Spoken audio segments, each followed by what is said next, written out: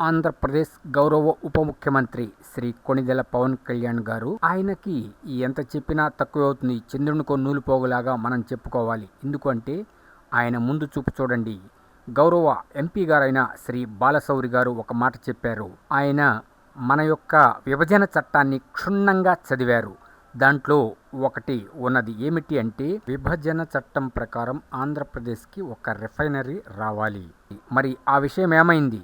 మీరొక్కసారి కేంద్ర ప్రభుత్వాన్ని సంప్రదించి దీనిపై నిర్ణయం తీసుకోండి, నేను చంద్రబాబు నాయుడు గారికి కూడా చెప్తాను అని అన్నారట. అది స్వయంగా శ్రీ ఎంపీ బాలశౌరి గారే చెప్పారు. సో దానిపై కదలిక వచ్చింది. వెంటనే ఎవరి ప్రయత్నాలు వారు చేశారో, ఒక పక్క నుంచి గౌరవ ఉప ముఖ్యమంత్రి శ్రీ పవన్ కళ్యాణ్ గారు, గౌరవ ముఖ్యమంత్రి శ్రీ చంద్రబాబు నాయుడు గారు మరియు ఎంపీ బాలశౌరి గారు ముగ్గురు కలిసి ముప్పేట దాడి చేశారు కేంద్ర ప్రభుత్వంపై. అంతే, ఒప్పుకున్నారు.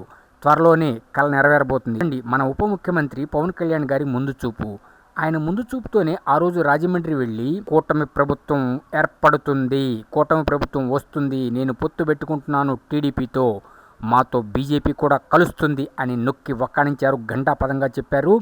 అంతే, ఆయన చెప్పినట్లే కూటమి కుమ్మేసింది. అంతే, 164 సీట్లతో ఏర్పాటు చేసింది ప్రభుత్వాన్ని. అంటే దీన్ని బట్టి అర్థమవుతుంది, కొణిదెల పవన్ కళ్యాణ్ గారు ఏదో ఈరోజు రేపో పాలిటిక్స్ చేయటానికి రాలేదు. క్యాండిడేట్ పాలిటిక్స్, సుస్థిరమైన రాజకీయం చేయటానికే ఆయన వచ్చారు.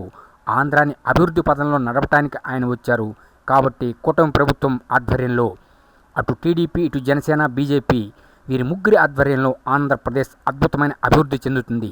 ఈరోజు మీటింగ్లో కూడా ఆయన అదే చెప్పారు. అనుభవజ్ఞుడైన ముఖ్యమంత్రి శ్రీ నారా చంద్రబాబు నాయుడు గారు, ఆయనకు మన తోడ్పాటు కావాలి, సుస్థిరమైన ప్రభుత్వాన్ని ఇవ్వాలి, మనకి లోన్లు కానీ ఏవైనా కంపెనీలు కానీ రావాలంటే సుస్థిరత లేదు అని చెప్పారు. నేను లోన్లు ఇచ్చే బ్యాంక్స్తో మాట్లాడితే, కాబట్టి మనం సుస్థిరతను ఇవ్వాలి, అభివృద్ధిని ఇవ్వాలి అని చెప్పారు.